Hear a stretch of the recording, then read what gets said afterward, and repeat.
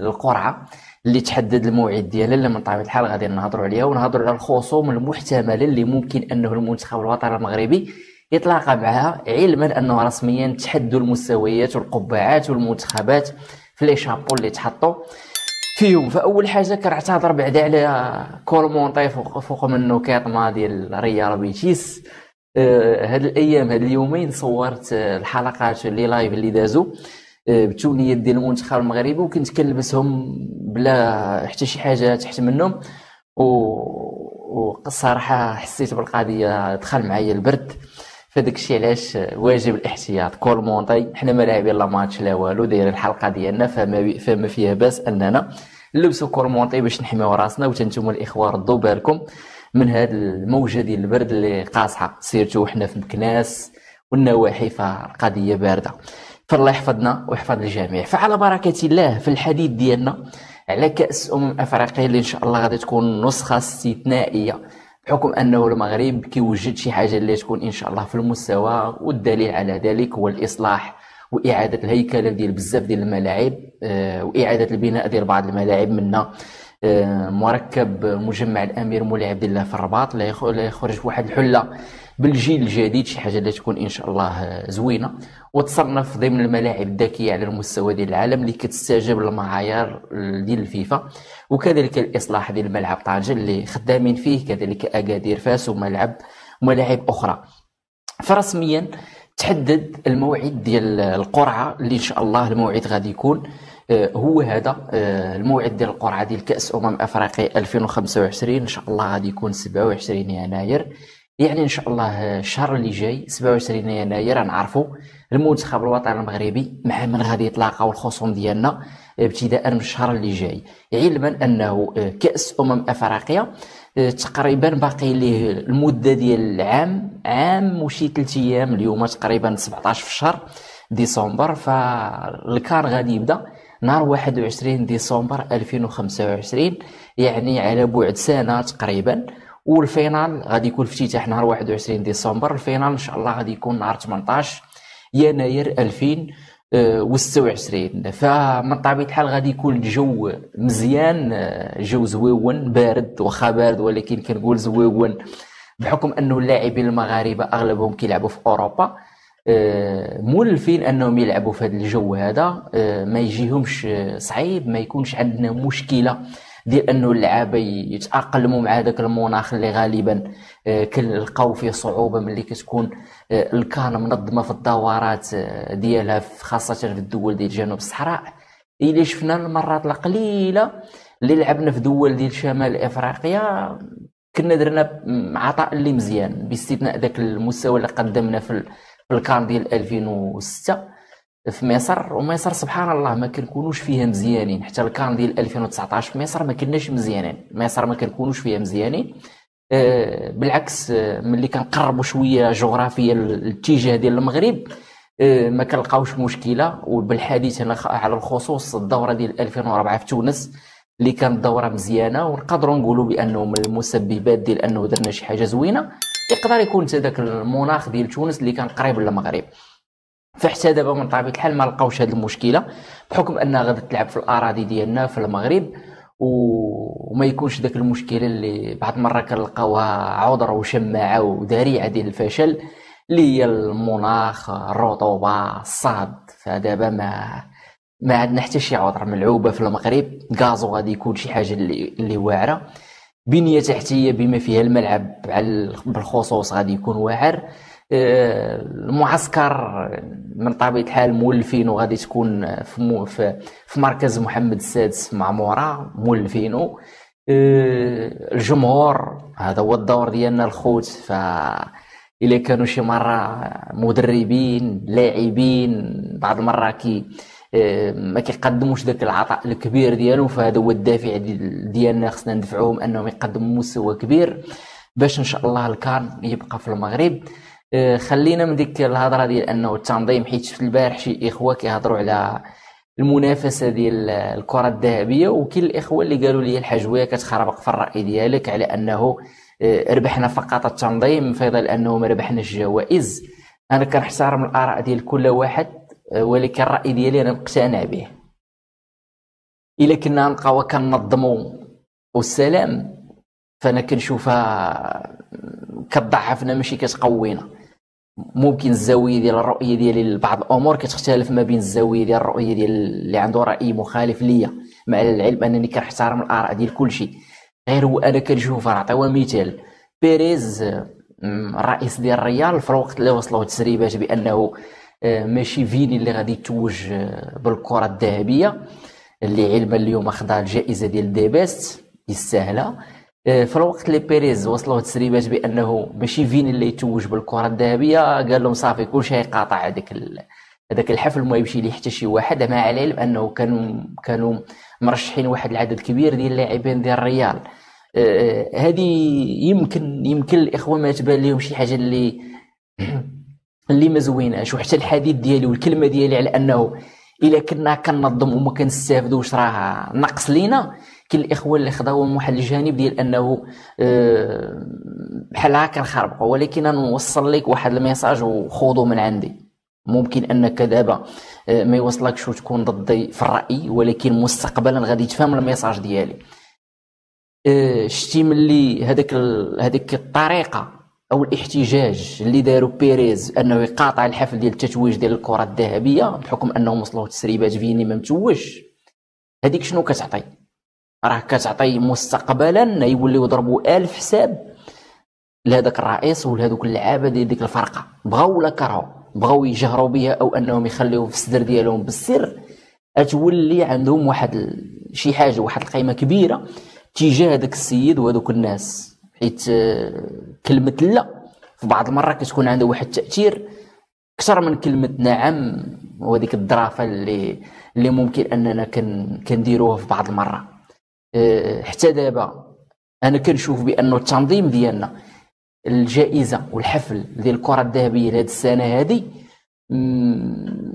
كاين بزاف ديال الجوانب، ولكن انا نشوفه من واحد الجانب ديال انه العام اللي فات كان واحد السيد تظلم وتسرق اللي هو ياسين بونو، وكاين الاخوه اللي دابا عاد عاقوا ولاو كيقول لك راه الكاف عطات الوسائل لوكمان الكره الذهبيه حيت دا اليوروبا ليغ.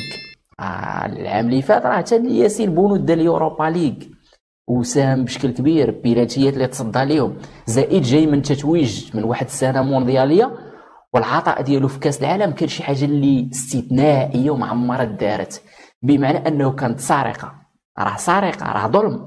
باش ما تحطوش حتى في اللائحه النهائيه ديال انه يصارع، راه حشومه. والتاثير ديالو كان افضل من التاثير ديال حكيمي العام اللي فات اللي تحط حكيمي واوسيمين وصلاح. التاثير ديال بونو في المنتخب المغربي كان افضل من التاثير ديال حكيمي العام اللي فات. كان اضرب معطيات وبارقام، توج باليوروبا ليغ، ساهم فيها بشكل مباشر، وفي كاس العالم كان من المنقذين ديال المنتخب المغربي والمساهمين باش دزنا ودرنا داك الباركور. اما حكيمي باش حطوها جاملونا من اللي حطوه، كنت حط بونو في بلاصه حكيمي، كانوا المدربين والعمداء يصوتوا على بونو يقدر انه يحيد اوسيمين حيت دار واحد السنه استثنائيه. اذا هنا كنهضروا على واحد الظلم. بالمقابل كان خاصنا نحتجوا على الكاف وتعرف القيمه ديالنا، ماشي حنا كنمهدوا ليها البيبان ديالنا وكنستقبلوها، واخا هما داروا فينا كارثه ديال العام اللي فات. هذا العام حنا خليناهم انهم كرروا نفس الكارثه، ولو الكارثه ديال انه هذا العام توج لوكمان اقل تاثيرا من العام اللي فات. العام اللي فات كانت صعيبه وصعيبه بزاف. انا ردا على الناس اللي كيقولوا لي الحجوي راه مزيان نربحوا تنظيمات الى اخره. الاخوه القوه الناعمه كتمارس في الكواليس بطرق اللي فيها احتجاج. ما عجبنيش الحال، الا ما عجبنيش الحال كندير رد الفعل، اما لا ما عجبنيش الحال وخليتها في صدري وسكت عليها، قسما بالله ما عمرك غادي تحلم انك تكون هاز راسك وعندك واحد القيمه كرويه. كنهضر كرويا دابا هادشي كامل حنا اللي كنهضروا عليه كرويا، امور اللي كتعلق بالسياسه الى اخره، والاخوه اللي شافوه من الجانب السياسي الدبلوماسي هذاك جانب. انا كنهضر على الكره حيت الدومين ديالنا والمحتوى ديالنا مبني على كره الا ما عطيناش قيمه لراسنا ما يعطيها لنا حتى واحد، تيقوني ما يعطيها لنا حتى واحد. هذا هو الواقع. نمشيو نكملوا باش نرجعوا نهضروا على الكره الذهبيه. فدابا هضرنا على التنظيم ديال الكان من طبيعه الحال، والكان باش ننظموه شرف لينا ان ننظموا كاس افريقيا. ولكن البارح قلت ختمت بها الحلقه وجاتني واحد الضحكه البارح، والاخوه بزاف فهموا الميساج وكتبوها في التعاليق. اللي قلت بانه عندك عاوتاني كاس افريقيا اللي جاي ربحوها التنظيم الله يسر. هذه اللي ما نقبلهاش انا كواحد كنموت على المنتخب، وكاين ناس بزاف بحالي وكاين ناس كثار مني ما نقبلوهاش من طبيعه الحال كاملين. ف حتى ميساج للعابه والطاقم ديال المنتخب المغربي بالقياده ديال وليد الركراكي، هالنتيجه ديال التهاون ديالنا في الكان الاخير، هالنتيجه عرفتي يكون كلينا لافريك في الكان اللي داز كانوا يقدرون ويحترمون. علاش؟ كنتي جاي من المونديال وعززتيه مشاركه افريقيه الطوب، ودابا جيتي من المونديال الكبير دخلتي لكاس افريقيا دزتي للتومون طيروك، طيراتك جنوب افريقيا اللي ما كانتش مأهله النسخه اللي كانت قبل. هذا هو اللي خلانا اننا نكونوا ضعاف، والمسؤوليه كيتحملها السي وليد الركراكي بداك الشيء اللي وصلنا ليه في الكان، تبعاته والتاثير ديالو حنا كنحصدوه دابا وكنجنيوه دابا. وكذلك اللعابه اللي كان خصهم يعطيو الطوب ويتقاتلوا كيف ما تقاتلوا في كاس العالم. كيبقى فيك الحال، فكنتمنى الكان اللي جاي ها انتم استفدتوا ها شنو وقع، شفتوا شنو وقع، ها التهاون ها شنو عطانا. التهاون من طبيعه الحال كان ماشي بنيه، ولكن كان بواحد كيف ما كنقولوا ما كانش نفس الرغبه والقتاليه مقارنه بالرغبه اللي كانت في كاس العالم. كانت رغبه اقل في كاس افريقيا. ولاحظتي القيمه ديال الكان والمونديال معروفه، المونديال كبير، ولكن باش حنا نديروا شي حاجه لينا خصنا نفس الرغبه والقتاليه اللي درناها في المونديال تكون حتى في الكان. فدابا اللي عطى الله عطاه، بكى على المية خساره، بكى مور المية خساره. اذا شنو كيبقى لينا نستافدوا من هادشي اللي وقع لينا، هاد الظلم اللي خداه بونو وحكيمي ونصيري وبزاف ديال اللعابه اللي داروا مونديال كبير. نقدروا نقولوا بانه التاثير ديالو جا بسبب الكان. وشفنا التتويجات الاخرى ديال الكره الذهبيه البارح، كلشي مستافد من الكان. وجاي التيران هوغو بروس جاي ضحك الشريره البارح. اذا شنو درنا حنا؟ عطيناهم كادو هاد الناس هاد. وحتى رئيس الاتحاد الايفواري ملي توجوا بهذيك الجائزه احسن منتخب في الافريق قال لك كنشكروا المغرب. واخا سيدي واخا صافي حنا بقاو تشكرونا، حنا بقاو تشكرونا، حنا نوليو نقدموا غير الهدايا والسلام. اللي ما عنده نفس يسمح لي انا كيبقى فيا الحال. والله العظيم الا كنبقى نتعصر بوحدي. هادشي اللي عطى الله. تقول لي كره كره عندكم بصح، ولكن هادشي اللي عطى الله، ما اختاريناش هادشي لروسنا، هادشي عطاه لنا الله. الحمد لله الله. فعلى كل حال فهادشي كامل اللي درنا نستافدوا منه داخلين على واحد الكان في المغرب نعضوا فيها بسناننا، نعضوا فيها، نعطيو مزيان، نعطيو خدمه، نعطيو قتاليه، نعطيو رغبه، نموتوا من اجل هذا الكان تبقى في المغرب. باش على الاقل حيت لا ديتي هذا الكان بالقيمه والنجوميه ديال اللعابه اللي عندنا والبيك ديال بعض اللعابه اللي طالع بزاف منهم دياز منهم حكيمي، فنتوجوا ان شاء الله بالكره الذهبيه. اذا الكان من طبيعه الحال القبعات هما هادو اللي تحددوا رسميا. المنتخب المغربي في القبعه الاولى بحكم انه حنا المضيف ديال البطوله. معنا هاد المنتخبات اللي كنشاهدوا في الصوره السنغال، مصر، الجزائر، نيجيريا، كوت ديفوار، بمعنى انهم ما نتلاقاوش معاهم. القبعه الثانيه هي اللي من طبيعه الحال ناخذوا منها واحد المنتخب يطيح في الجروب ديالنا، واش كاميرون، واش مالي، واش تونس، واش جنوب افريقيا، واش الRDC ولا بوركينا فاسو. بمعنى انه شابو ثاني اكثر منتخبات عندهم منافسه صعيبه. وكنتمنى من وليد الركراكي ومن الجامعه في شهر 6 يونيو مارس غادي يكون عندنا جوج مباريات ديال التصفيات ديال كاس العالم. عندنا يونيو دات فيفا في جوج ماتشات غادي يكونوا مباريات وديه. كنتمنى نختاروا منتخبات من الصنف الثاني. هاد المنتخبات يا اما نديروا شي ماتش مع الكاميرون، يا اما نديروا شي ماتش مع هذيك جنوب افريقيا، يا اما نديروا شي ماتش مع الRDC او ماتش مع مالي. تونس ما مقلعين شبيك ديالهم طايح، اولا ماتش مع بوركينا فاسو. نديروا ماتشات مع هاد المنتخبات هادو في دات فيفا فيها جوج ماتشات، ونزيدوا شي ماتش مع المنتخبات ديال الشابو الاول، يا اما السنغال، يا اما مصر، يا اما الجزائر. استبعد ذلك في مباراه وديه مستحيل انها تقاد. نيجيريا اولا الكوت ديفوار، هكا ممكن اننا نطلعوا المستوى ديالنا. ما تقولش لي يمشيو يلعبوا مع الشابو طروا ولا الشابو كاط ونربحوا ب7 وب6، راه ما تفيدنا بوالو. خصنا محك حقيقي وفرقه اللي تبين لينا فين نزيدوا نخدموا. هذا هو الواقع اللي خصنا نمشيو عليه. اذا المنافسين المحتملين ديالنا هما هادو اللي كنشوفوا في الصوره، غادي نتفاداو رسميا السنغال، مصر، الجزائر، نيجيريا والمنتخب ديال كوت ديفوار. هنا كنكونوا هضرنا على الموضوع ديال كأس افريقيا من القرعه وكذلك الشابو والموعد ديالها. خليني نهضر على واحد النقطه ديال البارح اللي بالعوده ليها مازال ما تسرطاتش من طبيعه الحال. كاين اللي سرطه وجاتو عاديه، ولكن من طبيعه الحال خصنا نوضحوا بعض الامور لهادوك اللي تسرطات ليهم وجاتهم عاديه. نعطيكم معطيات اترجعكم انكم توليو بحالنا بانك ما تقبلهاش. نعطيكم معطيات رسميه كتعلق بالكره الذهبيه اللي بدات سنه 1970 الى يومنا هذا. استثناء وقع في التاريخ ديالها جوج ديال المرات بسبب الجائحه اللي كانت ديال الكوفيد، ولكن من قبل 1970 الى غايه 1994 كانت شادها فرانس فوتبول، هي اللي كانت مدايرها بحكم ان هي اللي كانت قادتها في الاول. من بعد كانت خضعتها الكاف وتبنتها الى يومنا هذا. نعطيكم الامور اللي كتعلق بها من طبيعه الحال.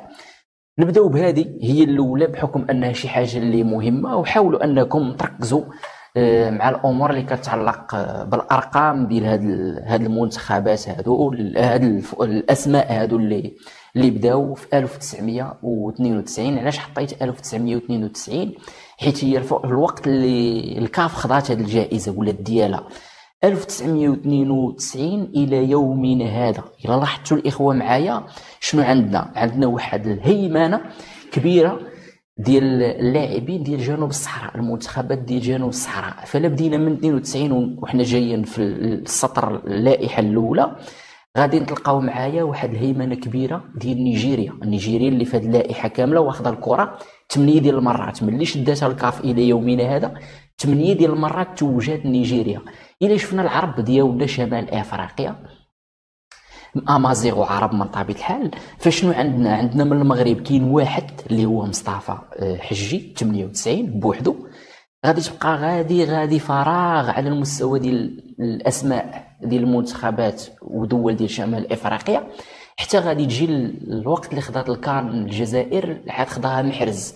يعني من 98 حتى 2016 عاد خداها لاعب من شمال افريقيا اللي كان محرز بسبب التتويج بالكان.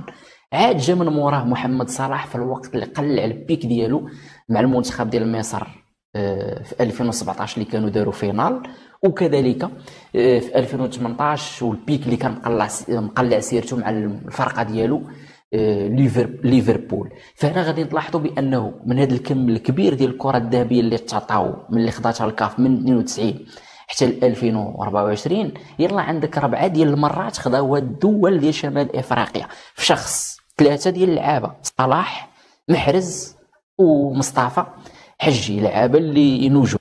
لا طرحنا السؤال واش ما دازوش لعابه من شمال افريقيا كانوا ممكن ياخذوها شي نهار؟ ممكن انك تقول لي شي سميه، ممكن بسهوله. مثلا نعطيك واحد ابو دريكه، وكاين لعابه اخرين اللي ممكن انهم يكونوا يستاهلوها. فهنا لاحظتي من 92 حتى ليومنا هذا هيمنه نيجيريا. الا عطيتك رقم اخر ومعطى اخر اللي هو هذا اللي كيتعلق في الوقت اللي بدات الكره الذهبيه الافريقيه من فرانس فوتبول في 1970 الى غايه 1994. وعقلوا معايا على ديك 92 93 94 غادي نجيو نهضر عليها. واخا اول حاجه نبداو بهذيك اللي كتعلق 1970 الى غايه 1994. شنو غادي تلقى؟ بانت لك شي حاجه غريبه غريبه اللي هي ما كاين حتى شي تتويج نيجيري في هاد السنين كامله في الكره الذهبيه الافريقيه ملي كانت شادها فرانس فوتبول. والقوانين والمعايير ديال اختيار اللاعب ديال السنه كانت مختلفه ملي شداتها الكاف اللي ولات محكمه فيها امور اعلاميه واللي عندهم نفوذ داخل الكاف، بما فيهم كنعرفوا نيجيريا اللي عندها اكبر وفد ممثلين داخل القاره الافريقيه والكاف. هما اللي عند نيجيريا اللي بغاو يطلعوه كيطلعوه، اللي بغاو يهبطوه كيهبطوه. فاللي شفتي هنايا من 1970 الى 1994 ما كاينش شي نيجيري داها. هنا كاين الناس اللي قدام في الكره غادي يقولوا باللي بصح 1980 نيجيريا حكماتها في الكره في لافريك وهي اللي دات الكان. في الدوره اللي كانت من طبيعه الحال لعبات الفينال كونتر الجزائر والمغرب، كان انذاك دار الرتبه الثالثه ملي كنا ربحنا مصر في الترتيب. فهنا نيجيريا في 1980 كان عنده واحد اللاعب اللي هو اوديغبامي كان داير واحد الدوره اللي كبيره، واحد المدافع كذلك اللي كان سميتو تشوكو. هادو كانوا يستاهلوها، وهاد اوديغبامي كان هو الهداف ديال التظاهره ديال الكان 1980 ودار خدمه كبيره. ما عطاوش الكره الذهبيه، وشكون اللي داها اونغواني اللي هو الحارس ديال الكاميرون، علما انه الكاميرون تقصات في الدور ديال المجموعات وجات هي الثالثه، ما دازتش للدومي فينال ديال الكان. يعني خدمه اللي كان اللي دار واحد البيرفورمانس، واحد العطاء فردي مزيان، كانوا كيعطيو الكره الذهبيه. وإلا كانت واحد الامور غير شك ومقارنه ديال اللاعب تالق واحد شي شويه، ما كانوش كيعطيو الكره الذهبيه، بمعنى انه ما كانوش هنا قوه اعلاميه ونفوذ ديال نيجيريا.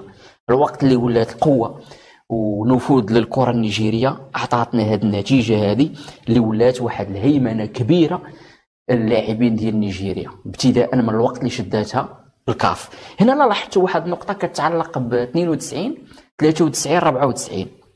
غتلاحظوا بانه الكاف عاطي جوائز ديالها، وحتى فرانس فوتبول عاطي الجوائز ديالها 92 93 94. شوف معايا هنا كان وقع واحد المشكل، فرانس فوتبول كانت باقا شاده الكره الذهبيه، وهنا فاش دخلات عليها الكاف عاد من بعد حيدات فرانس فوتبول، ولكن ديك 3 سنين وقع فيها واحد ديكالاج. فرانس فوتبول كتوج لعاب والكاف كانت كتوج لعاب. تصور معايا ابي دي بولي كان في الطوب ديالو مقلع، خداها في 92 ولا خداها في 93. وجورج ويل اللي هو كان مقلع مع الميلان ودار فينال ديال دوري الابطال، فرانس فوتبول توجاتو وعطاتو الكره الذهبيه. وشوف معايا ملي جاو الكاف شنو غادي يديروا. الكاف غادي تجيهم من الاخر، عطات ابي دي بولي 92 ولكن 93 و94 حيدات هذوك اللعابه اللي معترفه بهم فرانس فوتبول وعطاتها اللعابه ديال نيجيريا. وهنا بدات ديك السيطره والهيمنه ديال اللاعبين النيجيريين بالقوه ديال الاعلام ديالهم والاعضاء ديالهم والنفوذ ديالهم في الكاف في الوقت اللي ولاو حاكمين كلشي، ولا داكشي ديالهم. فهنا صافي ما بقاش شي لاعب اخر يقدر ينافس النيجيريين، حتى خرجوا ليهم هذوك اللعابه اللي عندهم واحد القيمه كبيره من بعد، اللي هو من مثلا صامويل ايطو، حاج ضيوف، باتريك بوما. عاد ديك الساعه وقع هذه المشكله ديال النيجيريين، ولكن ولاو رجعوا عاوتاني مؤخرا في السنه الماضيه وهذه السنه هذه باش انهم يفرضوا ويحكموا السيطره ديالهم على الكره الذهبيه في افريقيا. بمعنى انه الوقت اللي ما كانتش شاده الكاف الكره الذهبيه ولا نيجيري خدا الكره الذهبيه، الوقت اللي خداتها الكاف تبدلوا المعايير والطريقه كيفاش انهم يعزلوا اللعابه، شفنا الهيمنه الكبيره ديال الكره النيجيريه. ولا شفتي الاولى فكانوا عندنا 7 ديال اللاعبين من شمال افريقيا متوجين بالكره الذهبيه، في الوقت اللي شداتها الكاف ولاو عندنا فقط 3 ديال اللاعبين اللي هو صلاح، محرز ومصطفى حجي. صلاح في مناسبتين. اذا الامور واضحه بانه الى عندك قوه اعلاميه وعندك نفوذ وعندك ناس يدافعوا عليك راك غادي تاكل، الا ما عندكش ما غاديش تاكل. هذا هو الواقع اللي غادي والله لك ليتي هذا هو المصطلح الصحيح. اذا هذا هو الواقع اللي كنعيشوا في افريقيا. الا ما تبدلاتش الامور بطريقه فيها شفافيه وفيها وضوح ويبقى يتبارطاج العدد ديال لي فوت وشكون اللي صوت على شكون والنتائج ديال الاصوات في الاخر يعرفها كلشي، ديك الساعه ممكن تكون الشفافيه. ما يمكنش في اوروبا وفي العالم كيبارطاجيو العدد ديال المصوتين وكل لاعب شحال حصل ديال الاصوات، وبعض المره كيبارطاجيو حتى شكون اللي صوت على شكون. وفي افريقيا كيهزو جوا كيقول لك فلان هو اللي داه. صراحه غريبه. فهادشي اللي كاين الاخوه ما تنساوناش من الدعم ديالكم، وانكم تعطيونا الراي ديالكم والشغف ديالكم. من طبيعه الحال حنا هنا كنتقاسموا شي حاجه كنبغيوها. ممكن انه شي مره يكون عندنا اختلاف ديال الاراء، مرحبا بالاختلاف، كل واحد والراي ديالو. نتلاقاو ان شاء الله في الحلقه اللي جايه. كان معكم الحجوي من قناه منتخب فانز. استودعكم الله. السلام عليكم ورحمه الله.